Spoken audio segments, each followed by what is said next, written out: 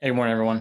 In 2019, Marine Corps Commandant General Berger released his Commandant's Planning Guidance. And so what that was his vision for the future. He dropped it right when he got into office, and it was him setting the tone for what he's going to try to accomplish while he's the Commandant. And so that resulted in Force Design 2030, which was released in March of 2020. And so Force Design 2030 is a 10-year plan to optimize the Marine Corps as a naval expeditionary force, and specifically to prepare the Marine Corps for a fight against a peer threat in the Indo-PACOM area of operations. So Force Design 2030 is a sweeping set of initiatives that include divestments of legacy units, MOSs that have been in the Marine Corps for decades, to include a force reduction of about 12,000 people. So from high 180,000s to low 170,000s by the end of 2030. It also includes investments into new technology and heavy focus on naval integration and specific operating concepts. I'm Joe Wright. I'm here with Cassie Collins and Pedro Caballero, and this is our, as you can tell, our media assessment on Force Design 2030. Our client was Major Larson with the Communication Directorate. So about the analysis. We selected 199 articles from external print and digital media sources. We didn't include social media. We selected databases that could pull from articles from March 2020 to July 2021.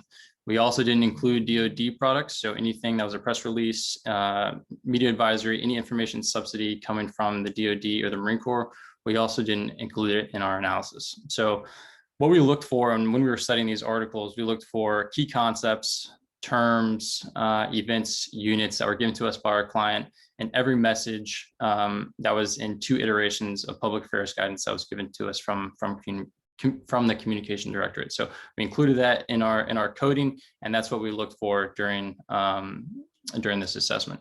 And so what we found was, there were articles present across local, national news, and international news sources, but by and large, the majority of coverage was from industry trade publications, accounting for over 100 of the 199 published articles. So predominantly the outlets that stood out to us were USNI News, Marine Corps Times, Defense News, military.com, the National Interest, and the Drive, outlets like that.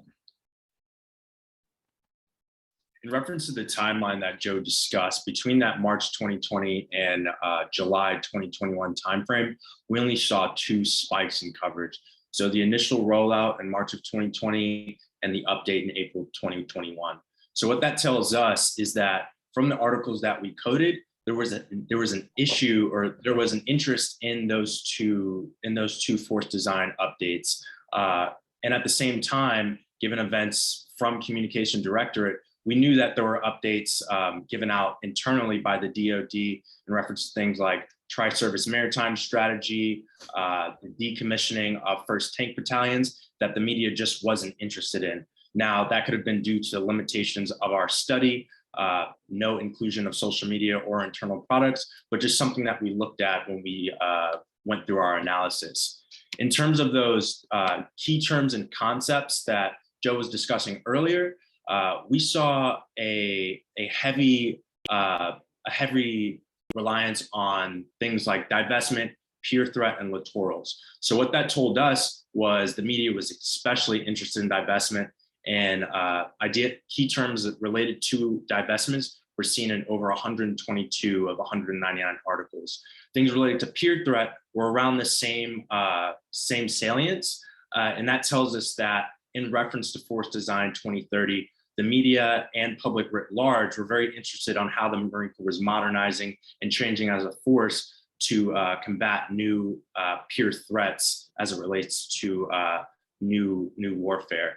And lastly, reference of littorals was seen under about 100 articles, but that also tells us that people were interested in how we were going back to our roots as a naval expeditionary force and focusing more on the Indo-Pacific area of operations.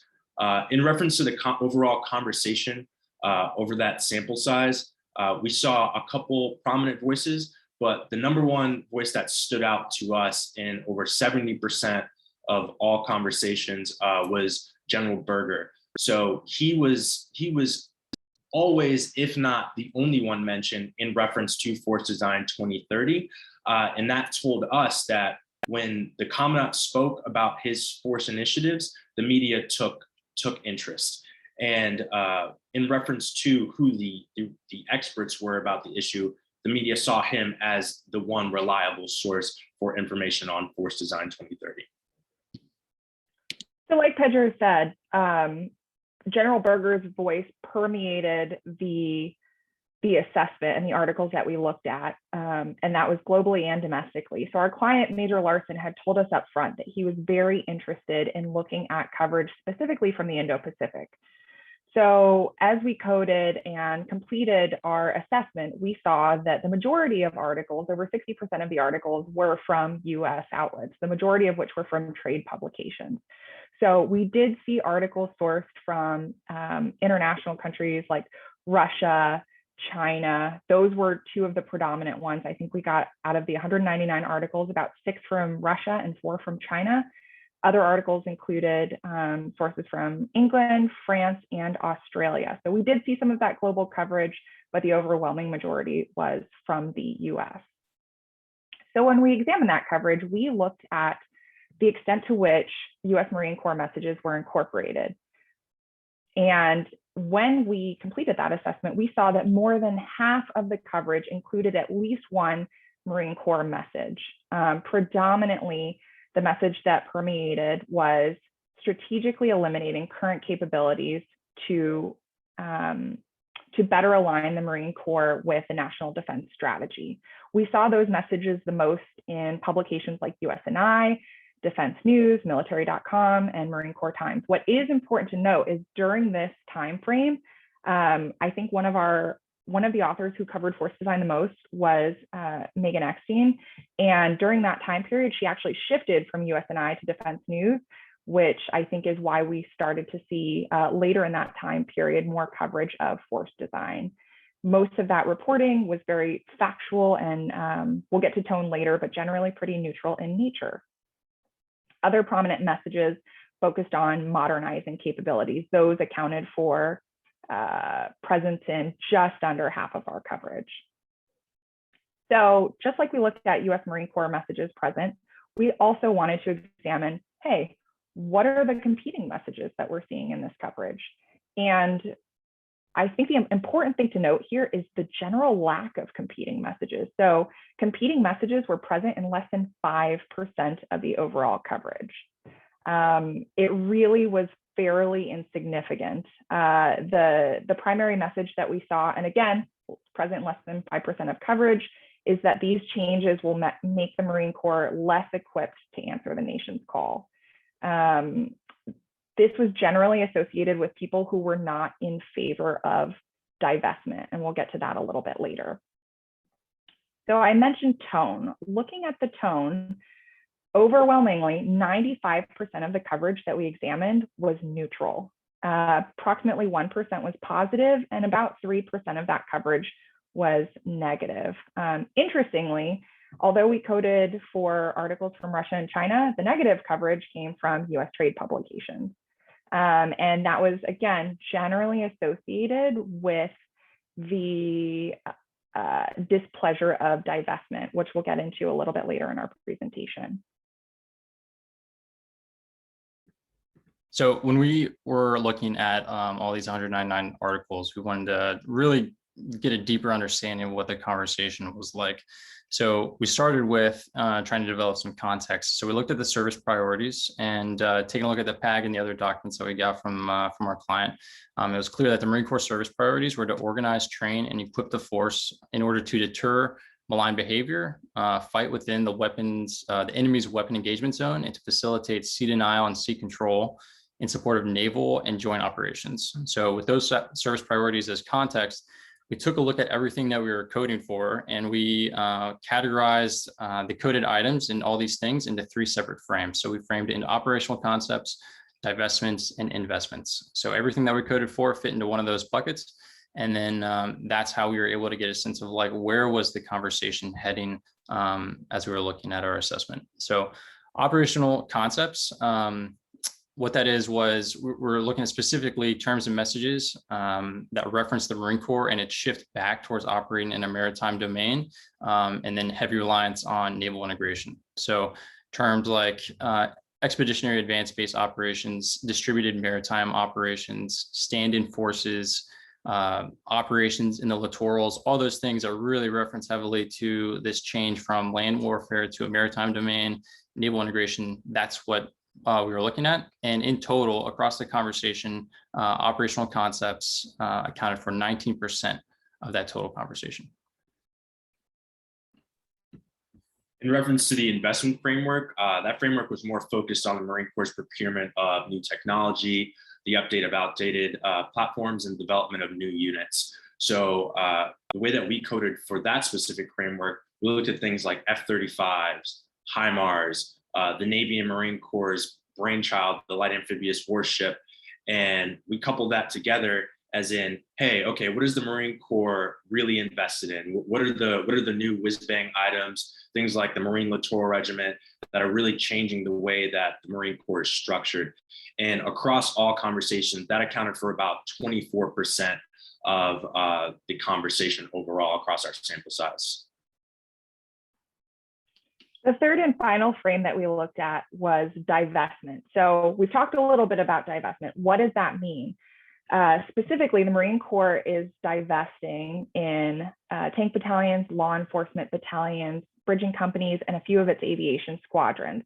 So the concept of a divestment was present in just under 60% of the articles that we coded. So huge, huge focus on divestment. And the conversation surrounding divestment largely focused on the deactivation and divestment of tank battalions and associated MOSs.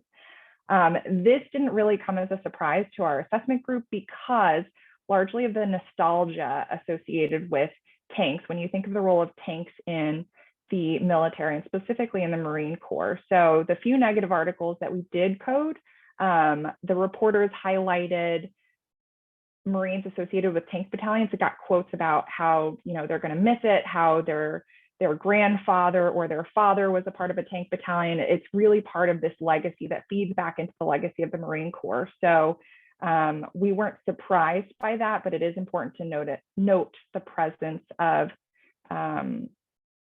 negative tone associated with divestment, specifically as it relates to tank battalions and those personnel that are a part of them.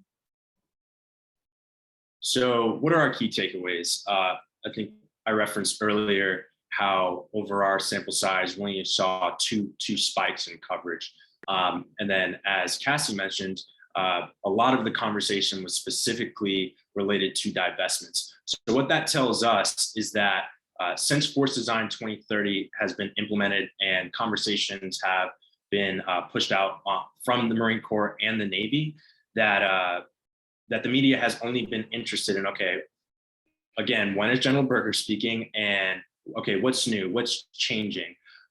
So to us, we're looking for opportunities. So in using the agenda setting theory, and General Berger taking up over 47% of all articles coded for and 70% of all voices that we coded for, it's going to be really important taking this initiative moving forward, providing updates via that talking point, providing updates that can spur interest from the media, and that really show that this is a 10-year process that is going to completely change the way that the Marine Corps operates and that the Marine Corps is functioning.